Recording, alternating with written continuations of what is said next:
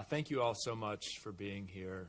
I just want to share a story that I heard from a constituent yesterday, Jack.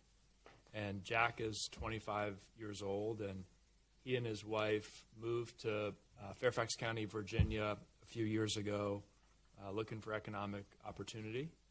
They got married, and they are expecting a baby boy at the end of this month, so they're very excited. And while they're joyfully preparing for that new arrival, as all expectant parents do, their budget is really tight. Grocery prices and the prices of other essentials have skyrocketed. Jack shared with me that he'll often have Campbell's soup for dinner so that they can afford the healthy food that his wife really needs during her pregnancy. They get their health care coverage through the ACA, and they're using the enhanced premium tax credits now. And this year, the monthly premiums for their family of 3 that they'll have soon is about $800 a month. And when they logged on to the exchange, they were shocked to see that next year their premiums will double to $1,600 a month. And that's $800 extra a month that they do not have. They don't have it. And so for Jack, he told me there wasn't really a choice.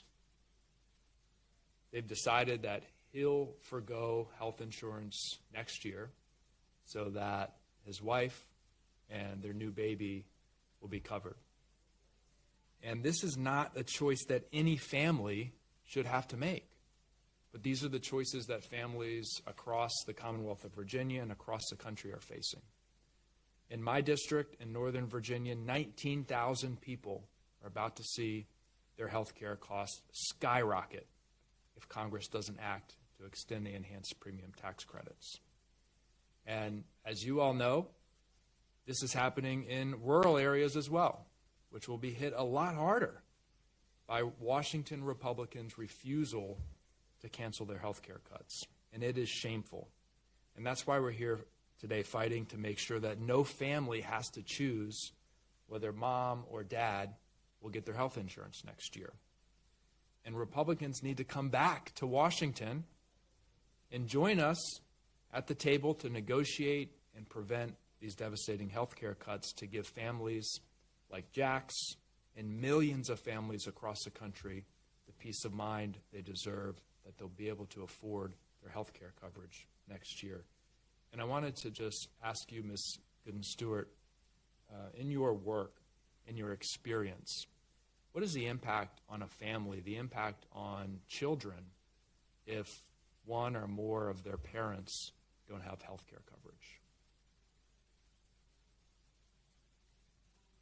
Impact on children if one of their parents, or maybe both parents, doesn't have the necessary health care or adequate health care, it could be detrimental to them because, like many of you all shared, we are all one accident or one unexpected event away from our life changing.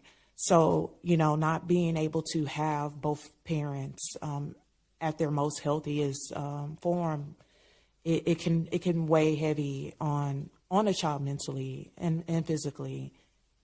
So yes, it's very critical to their well-being. Yeah, I think that's absolutely right. And as a parent, I know that I'm a much better father when I'm healthy, and I think that's true for all of us. So thank you all so much for joining us. And